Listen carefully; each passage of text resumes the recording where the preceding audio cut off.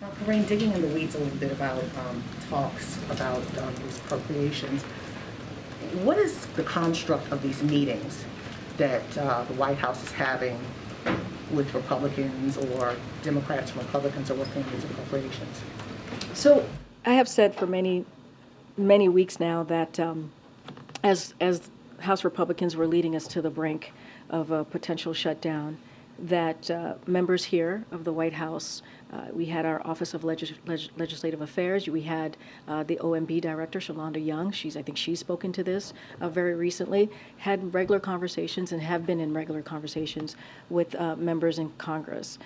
Don't have anything specific to share. I'm not going to go into private conversations, but we've also been very clear, like while we have had dialogue with members of Congress, this is something when it comes to keeping the government open, when it comes to, moving forward with this deal that the president made with Congress. A deal is a deal, as you've heard us say many times.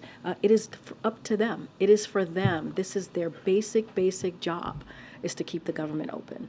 So do you believe that there's a ramp up, or is it still the same in efforts to prevent kicking the can down the road again with another CR? But they shouldn't have to. They shouldn't have to wait 45 days, right, to deal with this. House Republicans could get this done. We should not have to wait 45 days. There's no excuse for another crisis here. This is what the president said yesterday. They got to do their jobs. We should not be looking towards 45 days from now and trying to figure out where we're going to be. This is something that they can take care of now. And lastly, you say chaos. Does this chaos that includes this motion to vacate, does that put a chink in all of the works to try to move towards getting a new budget solution? I mean, the chaos is clear. I mean, you all have reported it, what we're seeing with House Republicans. It's pure chaos. There's extreme group of people in the Republican conference that is putting forth these extreme pieces of legislation that is hurting, that would hurt American families. I just talked about the 30% that they want to cut in Meals on Wheels, education, you name it. Programs that are critical to Americans across the country. That's the chaos. That's what they're trying to head us down the road. And they almost shut down the government. And so it is, let's not forget, and I believe the director said this yesterday, like 200 Democrats, more than 200 Democrats voted to keep the government open. So we know where House Democrats are, right? We know that they want to do their jobs.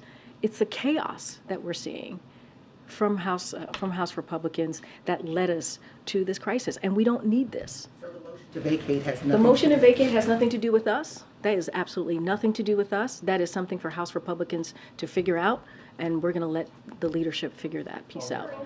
Go ahead. Thank you. The White House has been clear, of course, that you don't want to negotiate further on further cuts after the deal in May.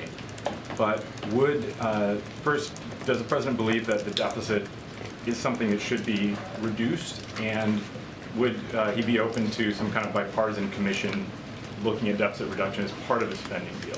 What I can tell you for sure is that the president, everything that he has put forward, when you look at the policies, even the legislation that have become law, deals with lowering the deficit. Even that budget agreement that we saw back in May, June, that was agreed upon, bipartisan, that was voted by 2/3 of the House Republicans, that lowered the deficit by $1 trillion in over 10 years. So clearly this is a president that wants to focus on lowering the deficit.